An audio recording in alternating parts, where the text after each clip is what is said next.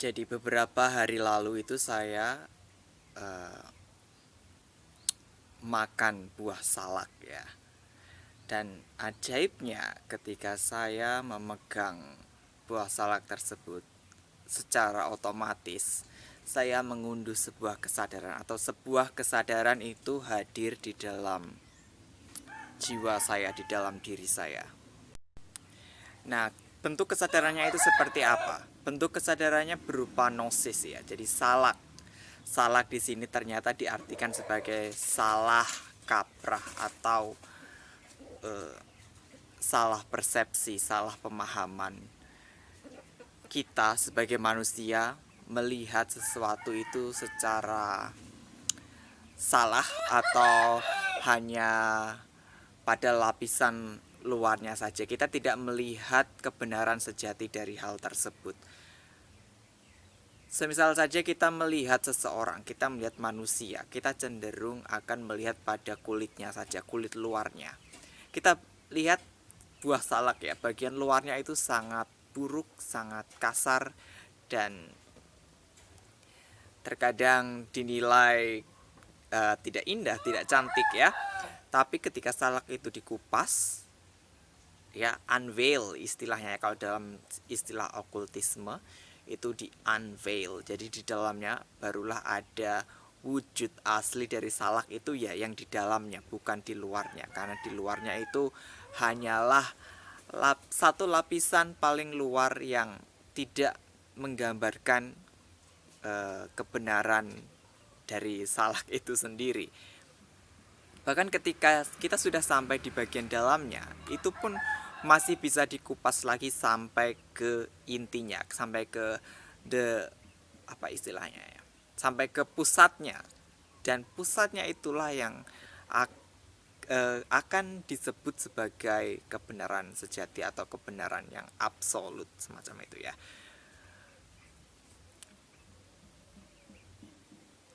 Dari situ kemudian saya mulai terpikir bahwa selama ini saya mendapati bahwa orang-orang itu melihat, katakanlah, sosok-sosok tertentu, entah itu demon, iblis, dewa-dewi, malaikat, Tuhan, itu hanya pada bagian luarnya, bagian kulitnya saja ya.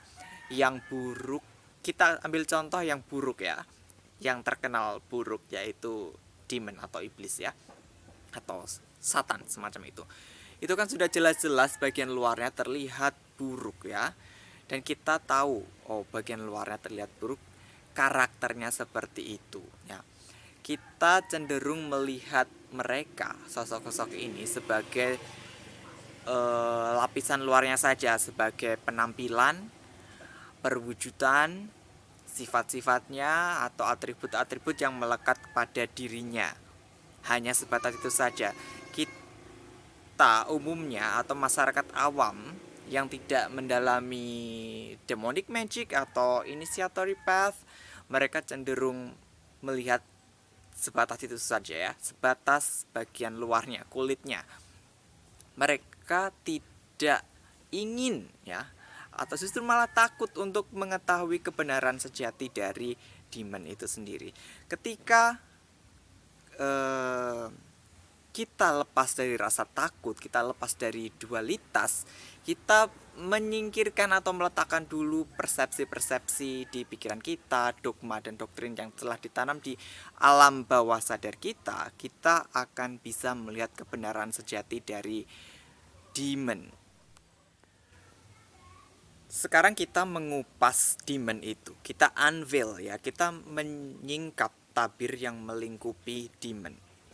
Kita abaikan, kita kesampingkan apa yang sudah kita pahami sebelumnya dari entah itu informasi yang ada di internet, dalam kitab, ataupun perkataan-perkataan orang lain mengenai demon ini ya. Kita kesampingkan juga mengenai penampilannya, perwujudannya, atribut-atributnya, dan juga karakter-karakternya. Kesampingkan semuanya. Karena itu semua adalah bisa saja merupakan manifestasi atau proyeksi dari apa yang informasi-informasi yang sudah ada di dalam otak kita ya. Jadi karena demon ini sebenarnya adalah energi, kemudian karena di pikiran kita sudah ada program tertentu tentang demon itu begini, demon itu begitu. Jadinya si demon ini termanifestasi dalam wujud sesuai dengan persepsi kita. Nah, ketika kita unveil ya si demon ini, kita akan mendapati kebenaran dari demon ini. Bisa saja demon ini adalah dewa dewi, bisa saja demon ini adalah dulunya manusia, bisa saja demon ini adalah hanya roh alam, bisa saja demon itu adalah ekstraterestrial ataupun yang lainnya, yang mana itu benar-benar di luar informasi yang sudah ada di luaran sana atau informasi yang sudah masuk di dalam pikiran kita ya. Bahkan itu pun belum disebut sebagai kebenaran mutlak, belum disebut sebagai kebenaran sejati dari si demon. Kita juga perlu untuk unveil lagi kebenaran tersebut, dikupas lagi sampai akhirnya ibarat salak itu ya, kita memisahkan dagingnya dengan bijinya. Nah, bijinya itulah yang disebut sebagai benih kebenaran ya, atau inti dari semua keberadaan itu di situ ya.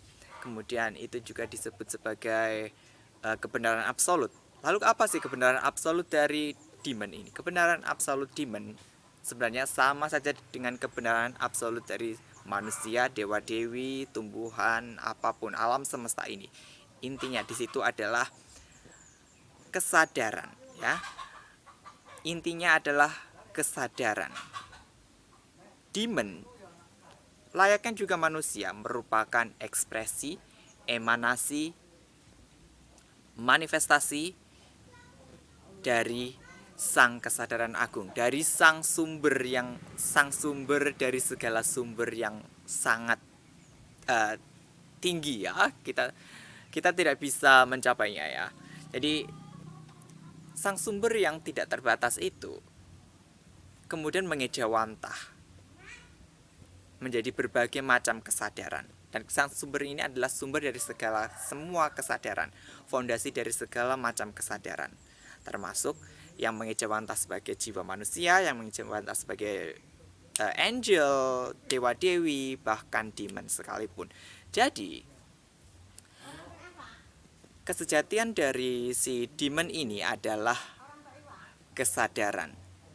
Nah, jika kita sudah melihat demon itu sebagai kesadaran, artinya itu merupakan bagian dari diri kita sendiri, bagian dari kesadaran kita, jiwa kita sendiri. Karena kita lihat law of one, ya, kesatuan, ya, hukum kesatuan. Jadi mau demon itu bentuknya seperti apapun, sejatinya dia adalah